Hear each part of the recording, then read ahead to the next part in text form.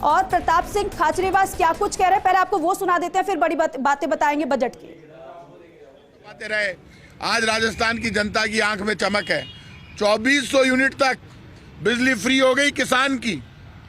किसान को पहले से 12,000 रुपए साल के हम दे रहे हैं, अब 2400 यूनिट तक बिजली भी फ्री हो गई और 12,000 रुपए की अतिरिक्त सहायता भी मिलेगी।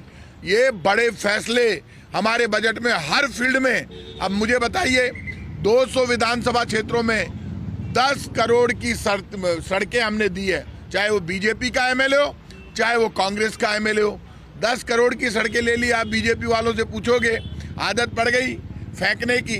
आए थे षड्यंत्र करके, आते ही मानवीय भूल के कारण एक कागज पुराने बजट का लग गया। तो पुराना बजट तो पहले से ही सबको पता है लीक हो गया। अधिकारियों की गलती से मेहनत कर रहे होंगे, फर्स्ट पेज लग गया। उस बात को लेकर कितना बड़ा मुद्दा बनाया, क्योंकि ना सदन की गरिमा मानते हैं, ना राजस्थान का सम्मान चाहते हैं। केंद्र सरकार के खिलाफ कुछ बोल नहीं सकते, प्रधानमंत्री से ईआरसीपी मांग नहीं सकते, और मानगढ़ धाम को आदिवासियों के सम्मान के लिए राष्ट्रीय स्मारक घोषित बीजेपी वाले करवा नहीं सकते। जब बीजेपी का केंद्र सरकार का बजट फेल हो गया तो राजस्थान के बीजेपी के नेता डर गए। इस बजट से बीजेपी का सफाया हो जाएगा। राजस्थान में 2023 में फिर कांग्रेस की सरकार बनेगी, क्योंकि जो कांग्रेस कहती है वो करती है। 85% से ज्यादा वादे हम पहले ही पूरे कर चुके हैं हमारे घोषणा पत्र के। अब जो हम कर रहे हैं ये तो एडिशनल है और ये ऐतिहासिक बजट है।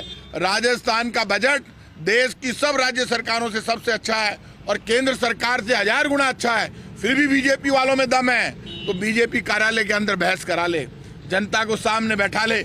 और यदि बीजेपी वाले इतने ही हैं तो बीजेपी घोषणा कर दे कि बीजेपी के नेता 100 यूनिट तक बिजली फ्री नहीं लेंगे और इनके पदाधिकारी नहीं लेंगे, ये सब 100 यूनिट तक बिजली फ्री ले लेंगे। लेकिन ये लोग आगे बढ़कर जिस तरह की डायलॉगबाजी कर रहे हैं, इससे स्पष्ट हो गया कि बीजेपी का केंद्र का बजट फेल हो गया। हमारा बजट 100 गुना अच्छा है, इसलिए बीजेपी डर गई है। सर, प्रताप जी, आप कह रहे हैं कि बहुत गलती की मामले भूल थी, लेकिन काफी देर तक मुख्यमंत्री 8 फीट तक पहुंचे थे, उनको एहसास ही नहीं हुआ कि पुरानी बजट को जो है वो पढ़ रहे हैं। तो उस पर बीजेपी ने कहा कि पेपर तो लीक होते गया है, बजट भी लीक हो रहा है। सर देखिए, भारतीय जनता पार्टी की, मुझे ये बता दियो, मध्य प्रदेश में अभी पेपर लीक हुआ है 3 दिन पहले, उससे 2 दिन पहले गुजरात में पेपर लीक हुआ। बीजेपी के साथ दिक्कत क्या है कि बीजेपी खुद अडानी जैसे घोटालों का अंजाम देती है। जो खुद बीजेपी घोटालेबाज है, जो 4 लाख करोड़ का अडानी के साथ मिलकर घोटाला कर देती है।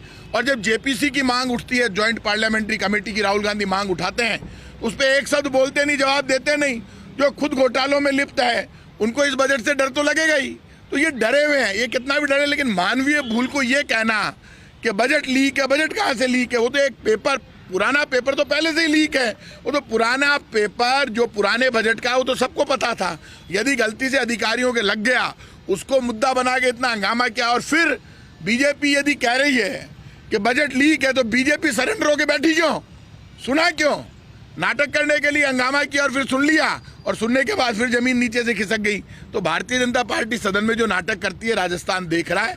देते कुछ नहीं है, सिर्फ हंगामा करते हैं बीजेपी वाले। अडानी की बात करी, लेकिन अडानी से टाइप अशोक गहलोत ने अपनी सरकार की तरफ, और इस बार भी जो इन्वेस्ट राजस्थान के अंदर करोड़ों की जो इन्वेस्टमेंट है अडानी। मैं एक बात मुझे बताइए, जब राहुल गांधी ने लोकसभा में भाषण दिया और ज्वाइंट पार्लियामेंट्री कमेटी की मांग की जेपीसी की, तब ये तोड़ने ना कहा उन्होंने कि राजस्थान में यदि कोई टाई अप हुआ है अडानी का तो उसकी जांच नहीं होगी। जेपीसी जब बनेगी तो उसमें तो बीजेपी, कांग्रेस सबके विधायक होंगे और एमपी जो होंगे लोकसभा से बनेगी, तो पूरे देश की जितनी स्टेट में टाई अप हुए हैं वो भी सामने आ जाएंगे और केंद्र सरकार ने क्या क्या पाप किए हैं वो भी सामने आ जाएंगे। तो मना तोड़ना कर रहे हैं। यदि राजस्थान में इन्वेस्टमेंट पॉलिसी में अडानी कहीं आए हैं तो राजस्थान भी आ जाएगा। लेकिन पूरे देश में अडानी को कहाँ का एलआईसी और बैंकों के जरिए केंद्र सरकार ने फायदा पहुंचाया वो भी सामने आ जाएगा।